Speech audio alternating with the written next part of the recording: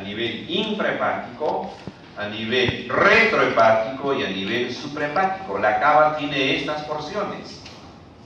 No es que realmente se divida por dividirse, sino porciones.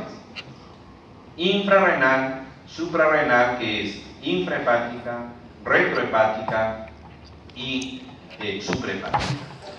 ¿Por qué esto?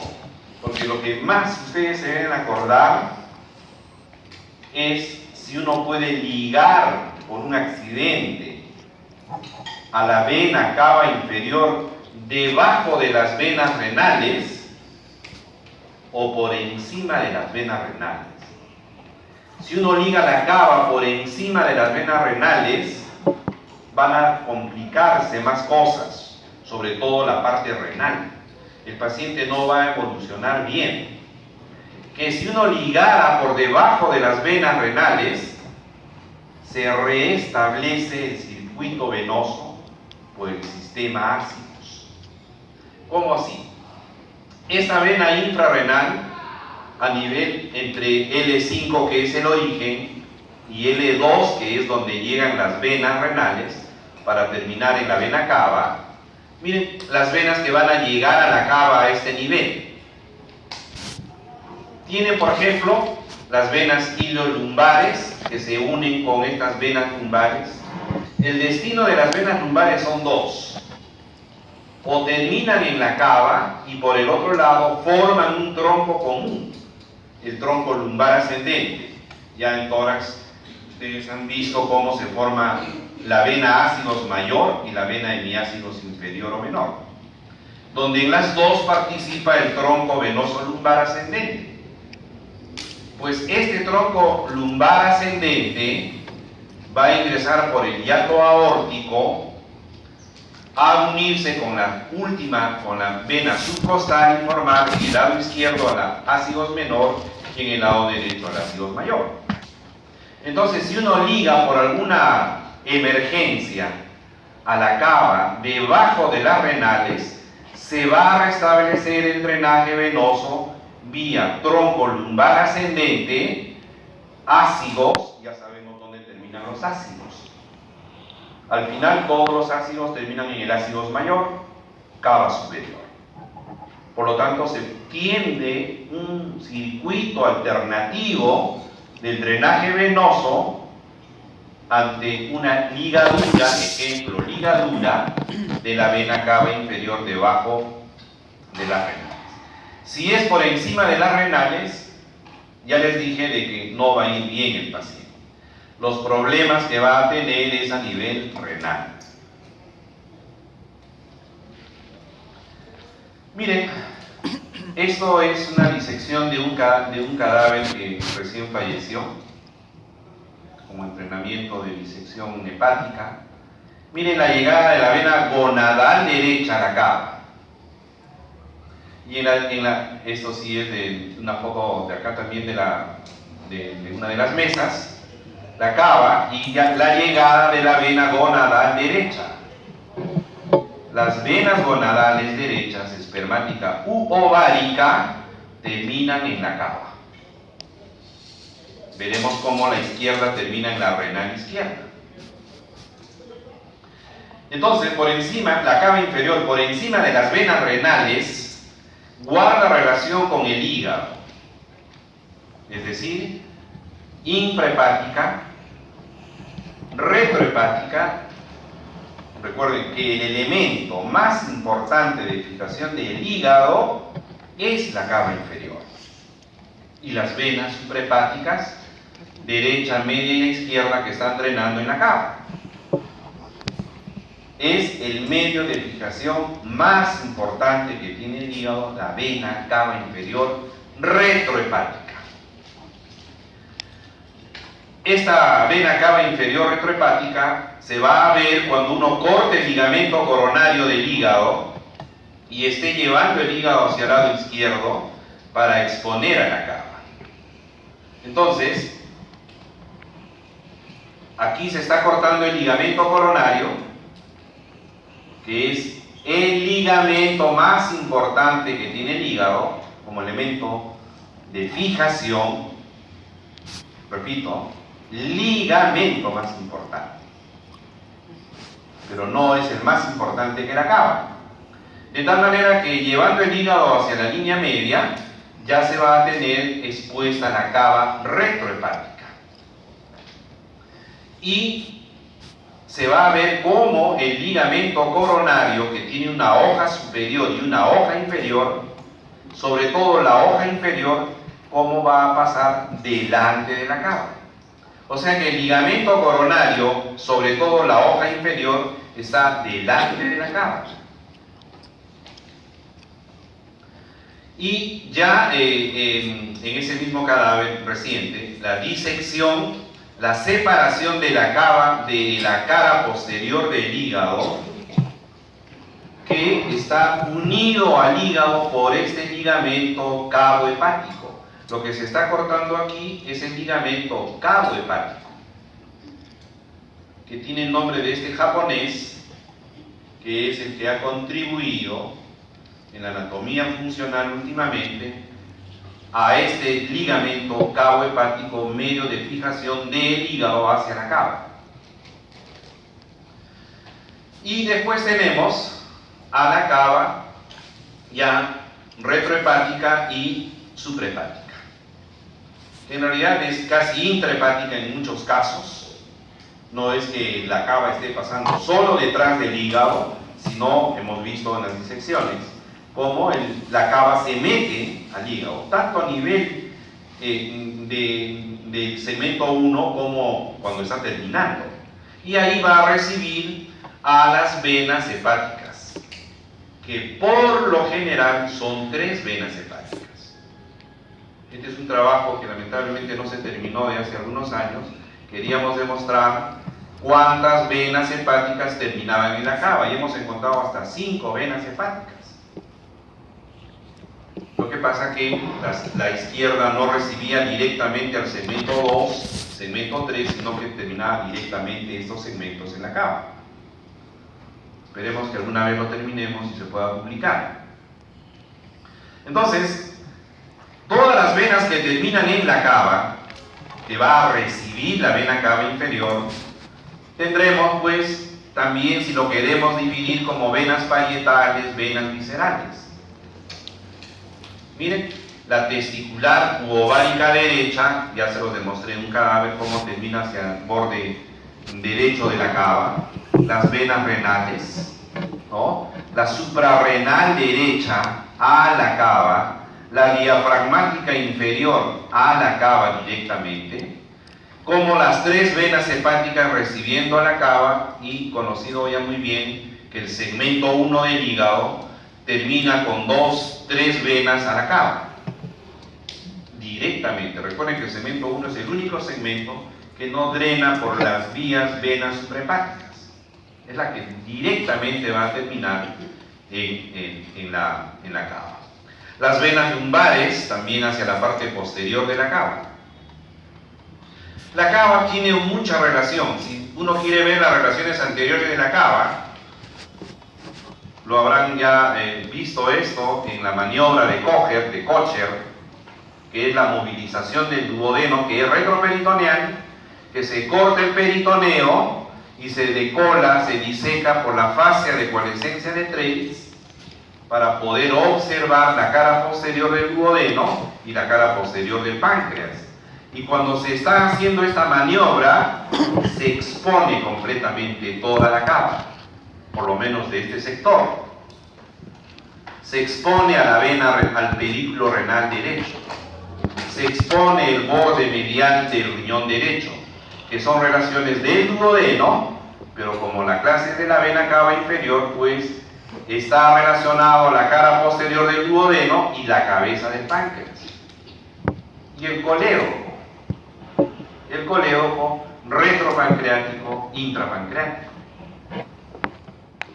En ese mismo cadáver reciente también se trató de demostrar cómo la cava, llegando aquí la vena renal izquierda, y en relaciones posteriores las venas lumbares, no sé si se puede ver adecuadamente, venas lumbares que están drenando hacia la cara posterior de la cava.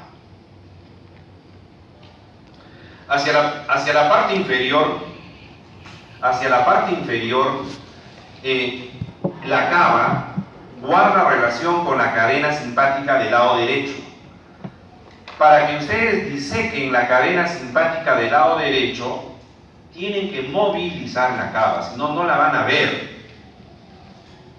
Tienen que movilizar la cava por ambos bordes mejor, y así van a exponer. No es como el tronco simpático izquierdo, que es más fácil de disecarlo, uno lo diseca más rápido, lo ve más rápido, que también está relacionado a la aorta. Pero la cadena simpática del lado derecho, lumbar, está cubierta por la cava.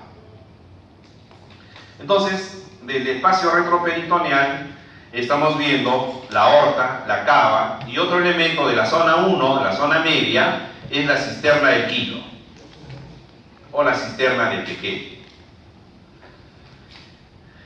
Con la cisterna de Pequet hay varias cosas en el sentido de su forma. La forma que tiene la cisterna de Pequet es variable. Hemos disecado como troncos, como 3 troncos, hemos disecado cisternas de Kilo como especie de una semiluna, y a veces mal definido la cisterna de Pequet.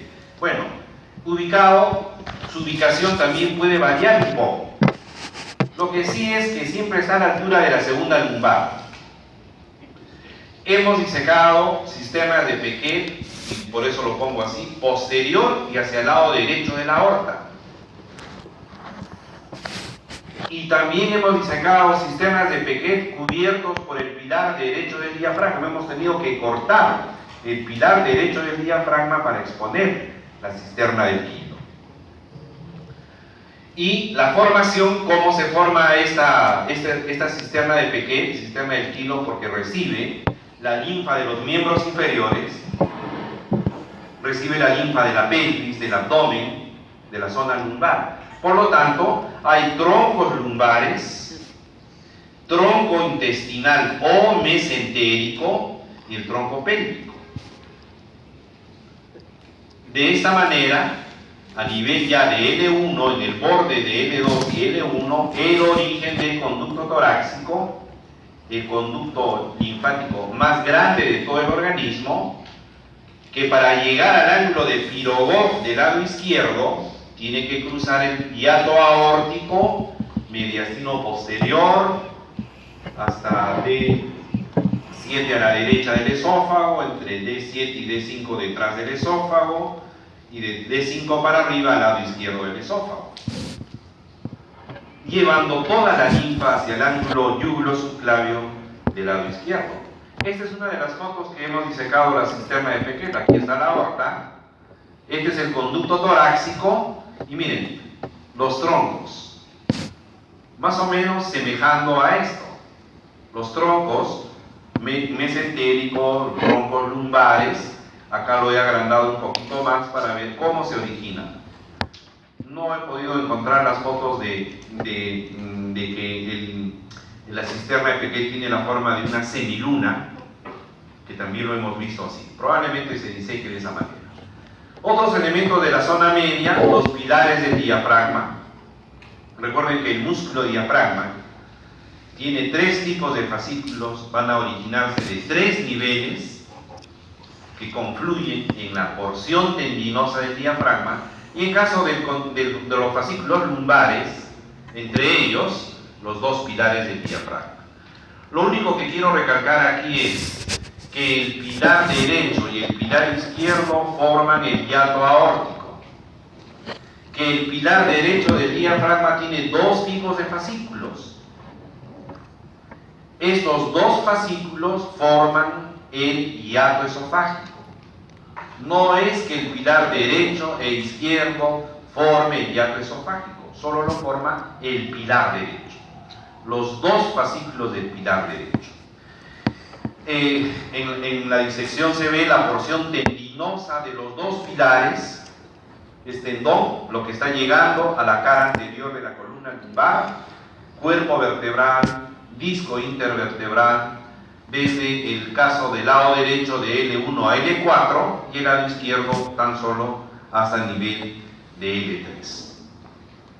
En la zona media del espacio retroperitoneal también están todos estos plexos vegetativos, que sé que lo han ido resolviendo cuando se hablaba del estómago, cuando se hablaba del intestino delgado, el intestino grueso. Lo único que yo quiero decirles es que en relación a la aorta y el origen de las arterias está todo un gran plexo vegetativo, que son los responsables de la inervación, sobre todo simpática y parasimpática.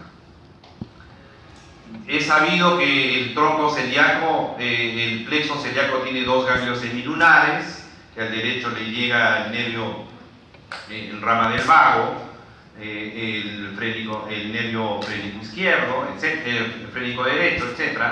De donde van a salir, se van a repartir la inervación simpática, el esplácnico mayor, llegando a ese ganglio, se repartirán en las ramas del tronco celíaco. El plexo mesentérico superior, que recibe también del plexo celíaco. El plexo mesentérico inferior, entre los dos, el plexo intermesentérico, el plexo aórtico renal, está referido al origen de la arteria renal en la aorta. Ahí está llegando el esplácnico menor, etc. Y por último, el plexo hipogástrico superior, que es lo que vamos a ver en el espacio retroperitoneal. Plexo hipogástrico superior, que tiene dos componentes, simpático y parasimpático. Recuerden que el vago, que tiene función parasimpática, tan solo es hasta el colon derecho, hasta el intestino medio. El resto del colon, la inervación parasimpático, ya no es el vago, es el nervio esplácnico pélvico, ¿no? Es los nervios de los segmentos sacros 2, 3 y 4, la N no tiene nada que ver aquí.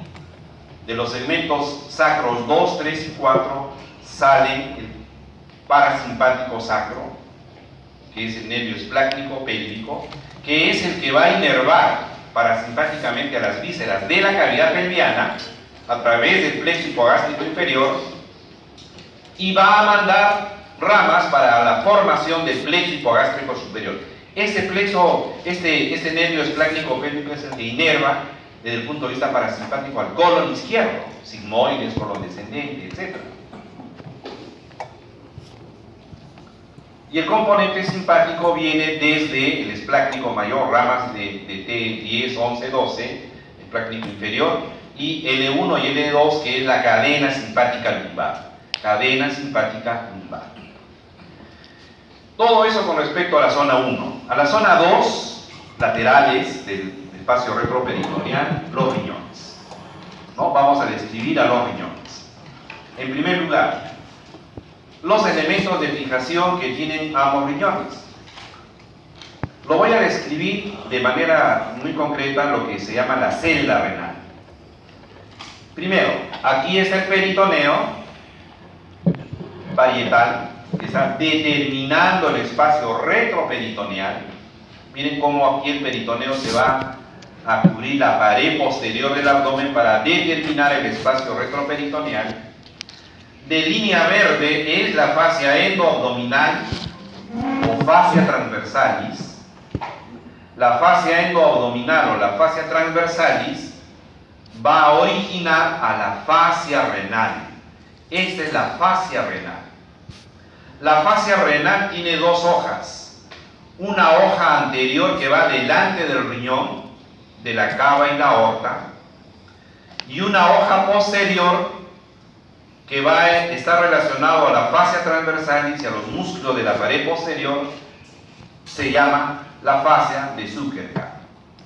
A esta hoja posterior se le llama la fascia o la hoja de Zuckerberg. Entonces, la celda renal está determinada entre la hoja anterior y posterior de la fascia renal, que también le llaman la fascia de Gerota. Y alrededor del riñón se va a ver la grasa que está rodeando al riñón, la grasa perirenal o de Gerota, y la grasa que esté detrás de la fascia de Zuckerberg será la fascia pararrenal. Todo eso será la fascia pararrenal. La fascia perirenal o degerota está dentro de las dos hojas, alrededor del riñón. Miren, en una tomografía bien hecha se puede observar lo que acabo de mencionar. Miren, la fascia renal, hoja anterior, la flecha está indicando la hoja anterior de la fascia renal, hoja posterior de la fascia renal, celda renal. Lo que se ve de negro es la grasa perirenal, o sea, la grasa degerota. Datos importantes: cuando hay trauma, por ejemplo, de riñón, y que también se puede ver en esta imagen, ¿no? La fascia renal con sus dos hojas, la grasa perirenal o la grasa degerota, y la grasa pararrenal, que es la que está fuera de las dos hojas.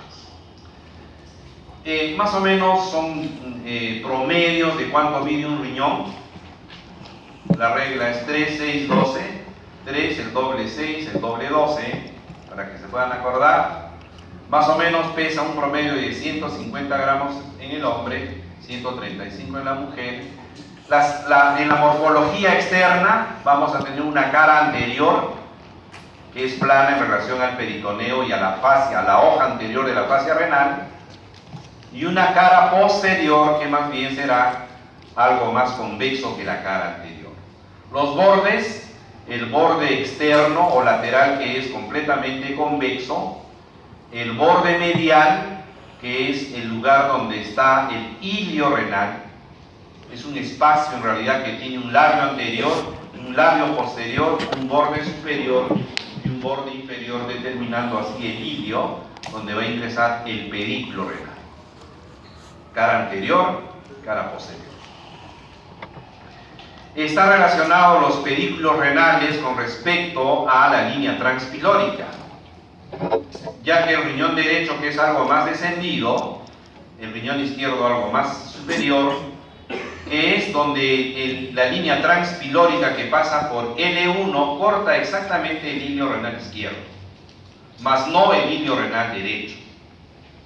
El ilio renal derecho está por encima de la línea transpilórica está por encima de este ilio. Morfológicamente, si vemos adentro, en el corte se va a ver la zona cortical, donde está el nefrón, donde están las arteriolas aferentes, eferentes. No voy a discutir mucho eso porque eso se lo ve perfectamente en histología. Y la zona medular.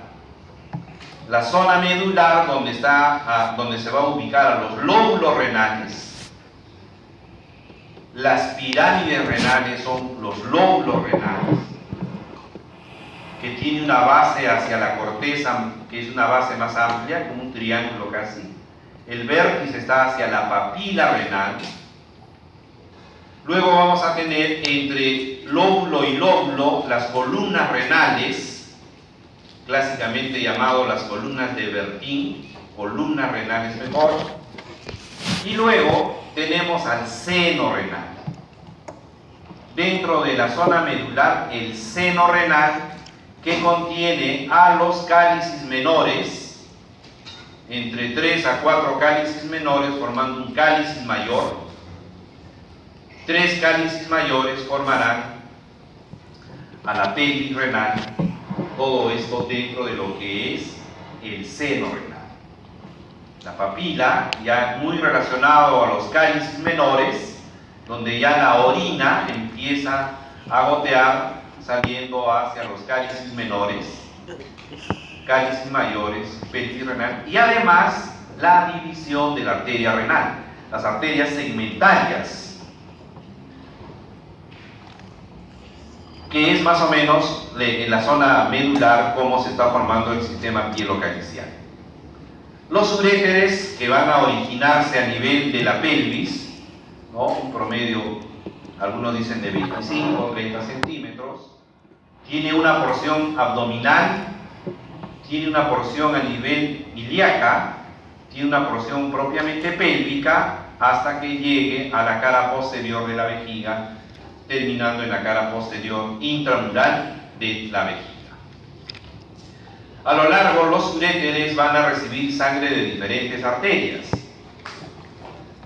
En su inicio, en su origen, los uréteres van a ser irrigados por las arterias renales. La arteria renal genera las arterias pielo-ureterales, que son los que irrigan más o menos el tercio superior del uréter. Miren, las arterias gonadales también irrigan al uréter. Pequeñas ramas de la ilíaca común para el uréter. Y a nivel ya pélvico, arteria uterina que da pequeñas ramas, las arterias vesicales, tanto la superior como la inferior, son las que van a irrigar el último segmento de los uréteres. A lo largo, los uréteres como conducto muscular esencialmente también tiene estrecheces y dilataciones. Estas tres estrecheces, la primera estrechez, que es más o menos de 2 milímetros, es en el origen, a nivel cuando está iniciándose el uréter. Después de eso tiene esta dilatación. La segunda estrechez es cuando esté atravesando a los vasos ilíacos comunes, que coincide con el estrecho superior de la pelvis. Y luego la última estrechez estará a nivel de la cara posterior de la vejiga. Cuando esté ingresando a la vejiga tendrá la tercera estrechez. La forma de los riñones, ustedes por embriología lo saben perfectamente, las diferentes formas de los riñones, riñón en herradura. Por lo tanto, los uréteres también tendrán muchas variantes de acuerdo a la morfología renal. Dentro del ilio y el pedículo renal hemos descrito al ilio un borde anterior o labio anterior, labio posterior, superior, inferior. De tal manera que el pedículo renal, lo primero que se ve en posición anterior, la vena renal. Posterior a la vena renal, la arteria renal. Posterior a los dos y por debajo, la pelvis renal, originando ya al uréter. En caso como la vena renal es lo primero que se ve, la vena renal derecha es muy diferente a la vena renal izquierda. Tiene muchas diferencias. Ya que la cava estando al lado derecho, vamos a ver que la vena renal derecha tiene menor dimensión que la vena renal izquierda. Mientras la vena renal izquierda mide más o menos 7 centímetros y medio, la vena renal derecha mide 2.5 centímetros.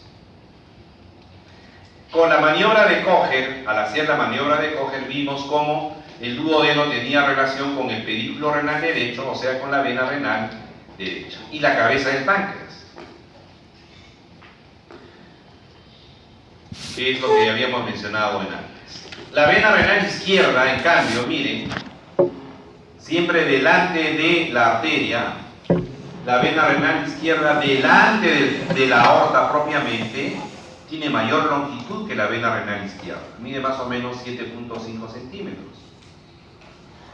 Hemos dicho ya, está en la pinza aortomesentérica, aquí está el corte de la mesentérica superior arteria, que va a tener por debajo a la vena renal. Esta vena renal izquierda, a diferencia de la derecha, va a recibir más venas. Por ejemplo, la vena gonadal derecha termina en la cava, la vena gonadal izquierda termina en la renal izquierda. La vena capsular o suprarrenal derecha termina en la cava, la izquierda termina en la renal izquierda. La vena diafragmática inferior derecha termina en la cava, la vena diafragmática inferior izquierda termina en la cava. Perdón, en la renal izquierda. Muchas veces se une la capsular izquierda con la vena diafragmática inferior para terminar aquí en la vena renal. Claro, las venas ureterales en los dos lados, no es diferencia. Como pueden ver ustedes acá, la vena diafragmática inferior, la capsular izquierda forman un tronco, podrían terminar por separado, la vena gonadal izquierda y también las del plexo ureteral, como drenan las venas ureterales y las venas del plexo capsular. Que está disecado, lo hemos disecado en algún momento también, la vena renal izquierda, donde está este alfiler es la vena gonadal izquierda, Esta es la vena capsular izquierda y esta es la vena diafragmática inferior, formando un tronco como lo hemos visto aquí. En la disección era muy semejante. Diafragmática inferior, capsular izquierda, terminando en la renal izquierda. Arterias renales. Los riñones reciben un promedio de 1 litro de sangre en un minuto. Eso equivale más o menos al 20% del gasto cardíaco. Mientras que el hígado recibía un promedio de 450 centímetros cúbicos de sangre arterial en un minuto, arterial, porque la porta lleva 1350 de sangre al hígado, el hígado recibe en total 1800 de sangre, los riñones reciben más o menos 1 litro. Entonces, la arteria renal, porque la aorta está al lado izquierdo, al estar al lado izquierdo, vamos a ver cómo esta arteria renal derecha va a ser más larga. La arteria renal derecha será más larga que la arteria renal izquierda por la posición que tiene la aorta. Esa es una primera diferencia. La arteria renal derecha es más larga que la arteria renal izquierda. Y en ese trayecto para llegar al riñón, la arteria renal derecha va a pasar detrás de la cava. Doctor, terminamos. Sí, también nosotros esperamos a rayos X para hacer las clases. Después tenemos la cabeza del páncreas, también relacionado a esta zona. La arteria renal izquierda va a llegar para dividirse luego. Generalmente es una arteria y muchas veces son 2 arterias. Miren acá una disección, 2 arterias renales, ¿no? Aquí también 2 arterias renales, era del lado izquierdo.